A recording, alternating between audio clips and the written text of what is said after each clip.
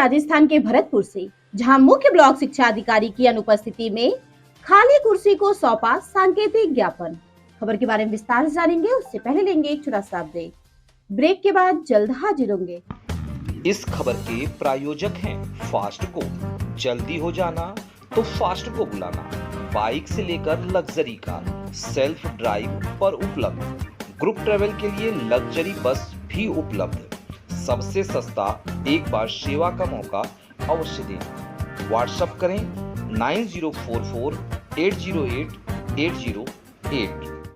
Break के बाद आप सभी का स्वागत है। खबर राजस्थान के बयाना से, जहां बयाना में सत्यापन दल की मनमानी से परेशान स्कूल शिक्षा परिवार के निजी विद्यालय संचालकों ने सीपीओ कार्यालय में धरना प्रदर्शन के बाद नाराजगी जताते हुए मुख्य ब्लॉक शिक्षा अधिकारी की गैर मौजूदगी में उनके चैम्बर में खाली पड़ी कुर्सी को ही सांकेतिक तौर पर ज्ञापन सौंपा। परंतु बाद में ऑफिस के कर्मचारियों के कहने पर स्कूल संचालकों ने कार्यालय अधीक्षक नरेश कुमार को ज्ञापन की प्रति सौंपी। स्कूल शिक्षा परिवार के संभाग प्रभारी उदयभान शर्मा, ब्लॉक अध्यक्ष नीरज सारस्वत ने बताया कि सत्यापन दल अपने अधिकारों से परे जाकर फीस कमेटी की ओर से निर्धारित फीस को निरीक्षण प्रतिवेदन में शामिल नहीं कर रहे हैं तथा शेष कमेटी की बैठक कार्यवाही रजिस्टर में काट छाट भी कर रहे हैं। इससे कोर्ट के आदेशों का उल्लंघन भी हो रहा है। देखे बयाना से रिपोर्टिंग इंचार्ज हरिओम उपाध्याय की रिपोर्ट।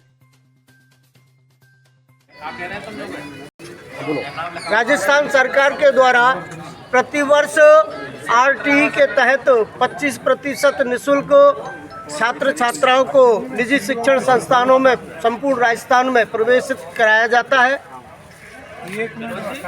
उनका प्रतिवर्ष जो है भौतिक सत्यापन के लिए सत्यापन निरीक्षण दलों का गठन किया जाता है।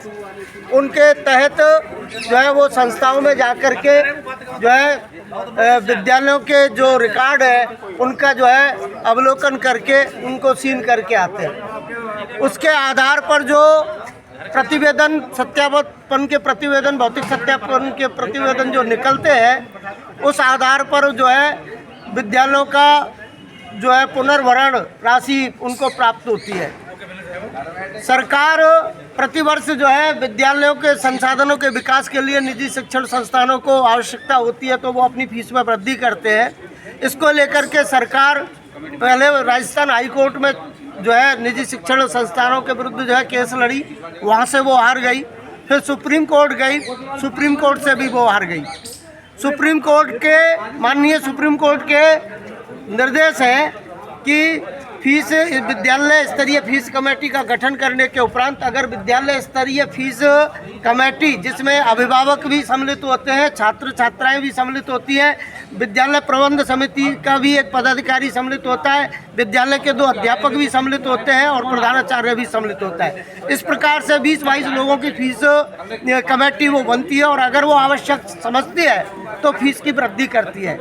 सरकार जो है प्रतिवर्ष पहले पोर्टल खोलती थी, अब 3 वर्ष बाद पोर्टल खोलती है।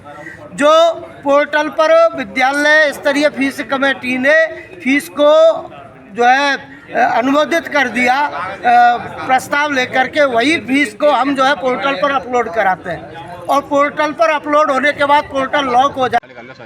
एसएसपी जिंदाबाद जिंदाबाद जिंदाबाद, एसएसपी जिंदाबाद जिंदाबाद जिंदाबाद। दमन की नीति नहीं चलेगी, नहीं चलेगी, नहीं चलेगी। दमन की नीति नहीं चलेगी, नहीं चलेगी, नहीं चलेगी। एसएसपी जिंदाबाद जिंदाबाद जिंदाबाद। 2024-25 भौतिक सत्यापन जो विद्यालयों के चल रहे हैं निजी विद्यालयों के, उनमें जो सुप्रीम कोर्ट के आदेश पर और डायरेक्टर के आदेश पर हमने जो फीस कमेटी बनाई थी, उस फीस कमेटी की जो हमने पोर्टल पर फीस पढ़ाई थी, उस फीस को प्रिंसिपल और भौतिक सत्यापन दल जो सत्यापन कर रहे हैं वो नहीं मान रहे हैं और अपनी मनमानी से उस फीस को कम करके जो है लिख के ले जा रहे हैं और जो उनके रजिस्टर है बैठक रजिस्टर उन पर भी काट छाट कर रहे हैं, जो कि